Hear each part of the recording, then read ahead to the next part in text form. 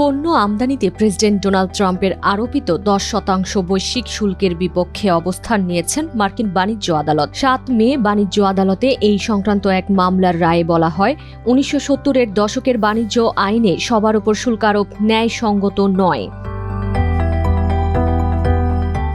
24 ফেব্রুয়ারি কার্যকর হওয়া শুল্ককে চ্যালেঞ্জ জানিয়ে মামলাটি করেছিলেন ক্ষুদ্র ব্যবসায়ীরা। বাদীপক্ষের যুক্তিতে বলা হয়, আন্তর্জাতিক জরুরি অর্থনৈতিক ক্ষমতা আইনে 2025 সালে রিপাবলিকান প্রেসিডেন্টের দেওয়া শুল্ক বাতিল করে দিয়েছিলেন সুপ্রিম কোর্ট। ওই রায় এড়িয়ে নতুন করে শুল্ক আদায়ের চেষ্টা করছে ট্রাম্প প্রশাসন। যুক্তরাষ্ট্রের আন্তর্জাতিক বাণিজ্য আদালতের 3 বিচারকের মধ্যে 2 জনই তাদের পক্ষ নেন বলে জানায় আল জাজিরা। আর ভিন্ন মত পোষণকারী বিচারকের মতে, মামলার বাদী পক্ষকে এখনই জয়ী ঘোষণা করা ঠিক হবে না। আদালত বাধা না দিলেও জুলাইয়ের শেষ দিকে স্বয়ংক্রিয়ভাবে অকার্যকর হতো এই শুল্ক।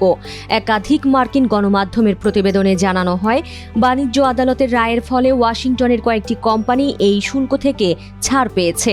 মামলায় আরও 23টি অঙ্গরাজ্য থাকলেও সেখানে সরাসরি এই শুল্ক কার্যকরে প্রমাণ করতে না পারায় আবেদন খারিজ হয়েছে।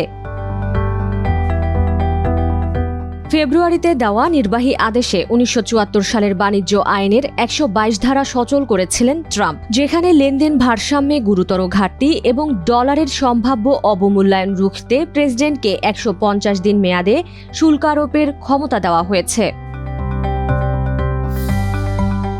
ট্রাম্প প্রশাসনের যুক্তি ছিল, বৈশ্বিক বাণিজ্যে বার্ষিক $1,20,000 কোটি ঘাটতির বিপরীতে মোট দেশজ উৎপাদন জিডিপি লক্ষ্যমাত্রা অর্জনের উদ্দেশ্যেই এই শুল্ক আরোপ করা হয়েছে।